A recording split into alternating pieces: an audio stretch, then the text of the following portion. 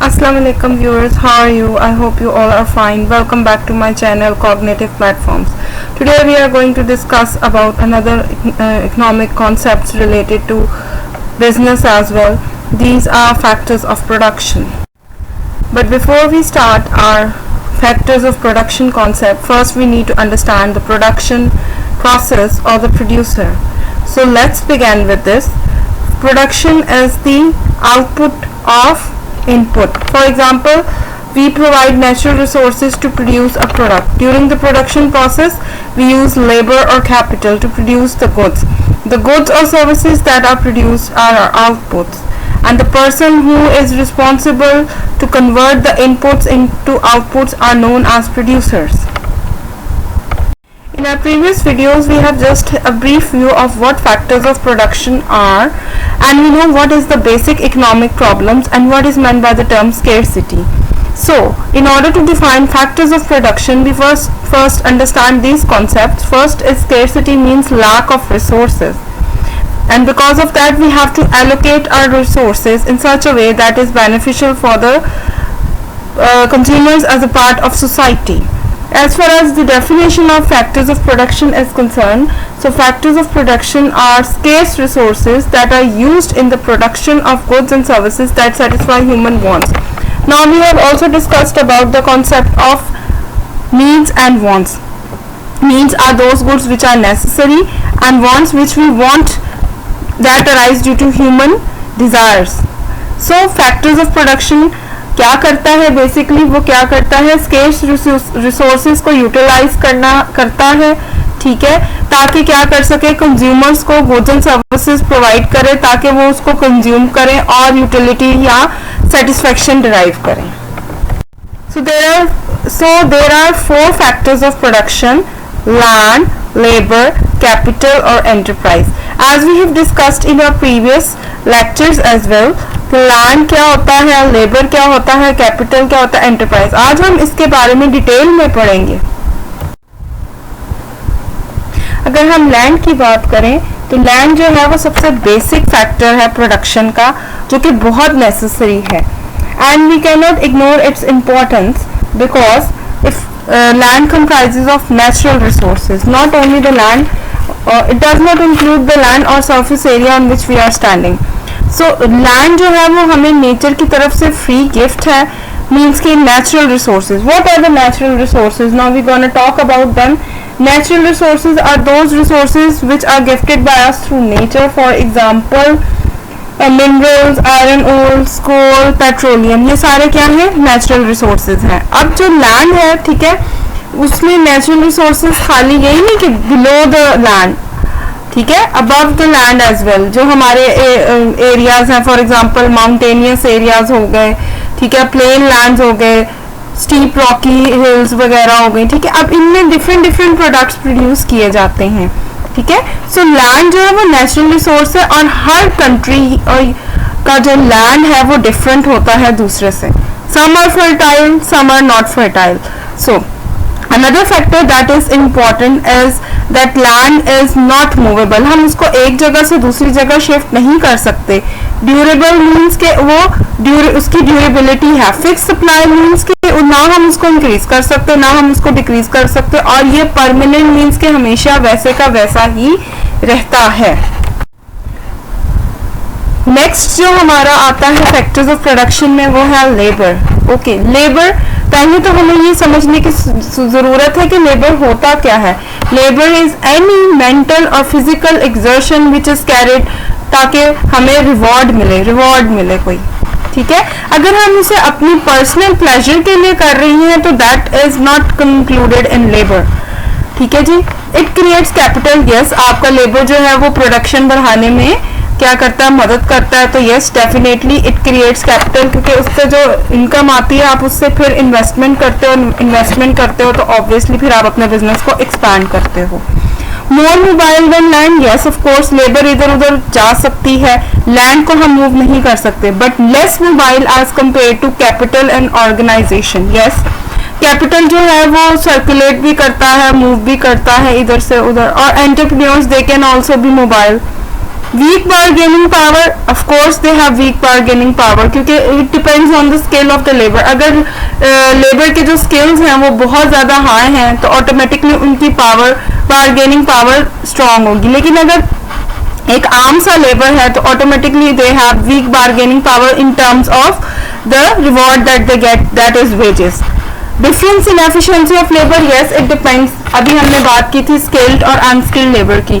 If you talk about skilled labours are those that have received some kind of training so that they can produce products, and unskilled are those that need to be trained or that need to know how to produce a product. Active factor, yes, they are responsible to generate capital, so that's why they are known as active factor.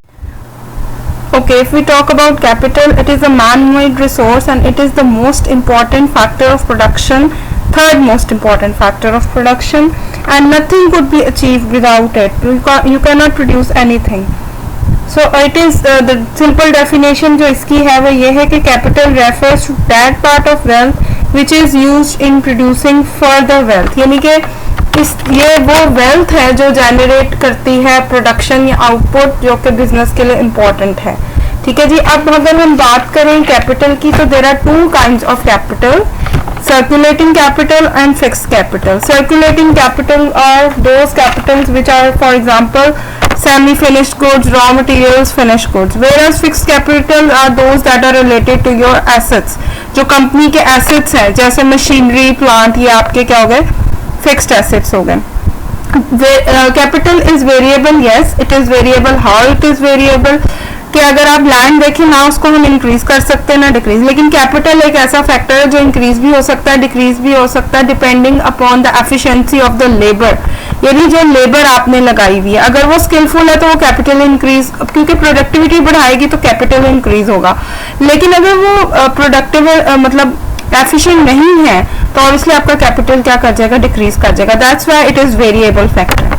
अभी हमने ऊपर बात की थी fixed assets की, तो दे depreciate. Yes, physical wait है यानी कि उनको यूज कर करके उनमें कुछ खराबी आ जाती है, so that's why we depreciate the fixed assets. Okay, passive factor, yes it is dependent upon the labour, जैसे हमने अभी बात की. So yes it is dependent on the labour, so that's why it is passive factor. Enterprise और entrepreneur की अगर हम बात करें तो yes it employs all other three factors of production. मतलब enterprise और entrepreneur are responsible to employ all other three factors of production. वो क्या है? land, labor and capital.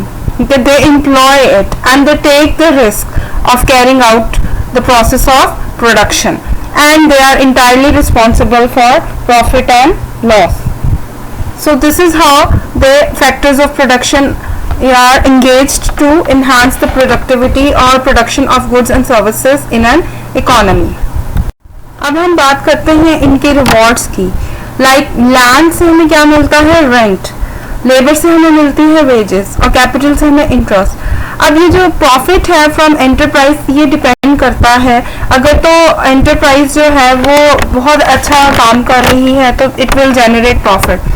लेकिन अगर एंटरप्रेन्योर अनसक्सेसफुल रहा है बिजनेस को चलाने में तो यस, हमने बात की थी रिस्क टेकिंग की, तो जाहिर सी बात है कि लॉस भी हो सकता है. बट यहाँ हम रिवॉर्ड्स की बात करें तो obviously profit from enterprise, being optimistic view के बिजनेस जो है वो एक्सपैंड कर रहा है, इम्प्रूव कर रहा है. अब अगर हम स्पेशलाइजेशन की बात करें तो इसको हम उर्दू में कह सकते हैं महारत, किसी चीज में आपको अबूर हासिल हो. ठीक है. So it is based on this concept that you concentrate on what you are best at. अब specialization जो है उसकी definition है, specialization means the concentration on a particular product or task. Specialization जो है वो तीन तरह की होती है. Specialization of country means कि if a country specializes in what they are best at producing, the output would be higher. They will enjoy economies of scale means कि वो अपनी cost of production को क्या कर देंगे? कम कर देंगे और प्रोडक्टिविटी को इंक्रीज कर देंगे. अब ये भी डिपेंड करता है आपके रिसोर्सेज पे. ठीक है जी. Next one is specialisation of firms, यानी कि फर्म्स जो किस प्रोडक्ट को प्रोड्यूस कर रही हैं, फ्यूअर प्रोडक्ट्स प्रोड्यूस कर रही हैं उनके पास नॉलेज है, बहुत ज़्यादा एडवांस नॉलेज है मार्केट की और वो अपनी रेपुटेशन बिल्ड कर रही हैं. सो इस तरह के सिनेरियो में क्या होता है, फर्म्स जो हैं वो क्या करती हैं, फ्यू प्रोडक्ट्स पे अपना काम करती हैं, अपनी प्रोडक्टिविटी बढ़ाती हैं, जिससे क्या हो जाती है, they specialise in that. Next comes your specialisation of workers और division of labour. Division of labour को हम मजीद डिस्कस करेंगे बस थोड़ी सी देर में, लेकिन इसको इस तरह से समझे कि वर्कर्स को डिफरेंट टास्क दे दिए जाते हैं प्रोडक्शन प्रोसेस में. ठीक है, इसको कहते हैं स्पेशलाइजेशन ऑफ वर्कर्स. हाँ, डिवीजन ऑफ लेबर की जब हम बात करते हैं तो इट मीन्स कि you are dividing work into different groups of people. Actually division of labour जो है वो जरा थोड़ा सा कॉन्सेप्ट है जो डिराइव हुआ है स्पेशलाइजेशन से. स्पेशलाइजेशन ब्रॉड कॉन्सेप्ट है और डिवीजन ऑफ लेबर जरा छोटा कॉन्सेप्ट है, नैरो यू कैन से. लेकिन इसका मीनिंग इस तरह से कि division of labour means dividing work into different groups और process of splitting up of work into different task. अब इसका बहुत बेनिफिशियल है, बेनिफिट है बिकॉज क्या होता है कि आप जो है वो प्रोडक्ट्स का आउटपुट इंक्रीज कर लेते हैं, क्योंकि आप जो है वो जो स्किल लेबर है वो उतना ही काम करेंगे, बाकी काम नहीं करेंगे, जिससे टाइम जो है वो क्या हो जाएगा, वो जो प्रोडक्शन टाइम है वो डिक्रीज हो जाएगा और आउटपुट इंक्रीज हो जाएगा. कॉस्ट भी जो है वो आपकी क्या हो जाएगी, कम हो जाएगी, क्योंकि जो एरर्स एंड ओमिशंस हैं उसको आपने क्या कर लिया, उस पर अबूर हासिल कर लिया. इंक्रीज इन स्किल्स, लेबर जो है वो एक ही किस्म का काम कर रहे हैं, when workers does the same work again and again तो क्या होता है, he enhances his skill. Mass production, yes, mass production is the part of division of labor. The huge tasks, for example, of submarine and shipbuilding would have never been possible without division of labor. लेकिन इसके कुछ disadvantages भी हैं. For example, आप बहुत ज़्यादा dependent हो जाते हैं, interdependence. For example, a problem in this section is like electric failure and machinery breakdown. क्या हो जाएगा, वो प्रोडक्शन के प्रोसेस को क्या कर देगी, अफेक्ट करेगी बहुत ज़्यादा. फिर इस तरह जो वर्कर्स हैं मे बी वो अपना एक ही तरह का जॉब कर करके बोर हो जाएं. ठीक है जी, इस तरह उनका जो इंटरेस्ट है अपने काम के अंदर वो भी डिक्रीज कर जाएगा. यस, और अनएम्प्लॉयमेंट भी अराइज कर जाएगी, क्योंकि जब एक लेबर एक ही किस्म का काम करेगा तो वर्क डाइवर्सिफिकेशन तो पॉसिबल नहीं ना होगी. जब पॉसिबल नहीं होगी तो क्या हो जाएगा, अनएम्प्लॉयमेंट भी बढ़ सकती है. So now I think so that you have understood about the factors of production, division of labor and specialization. If you have found this video useful, please like and subscribe to my channel Cognitive Platforms. Thank you. अपना बहुत ख्याल रखिए. खुदा हाफिज.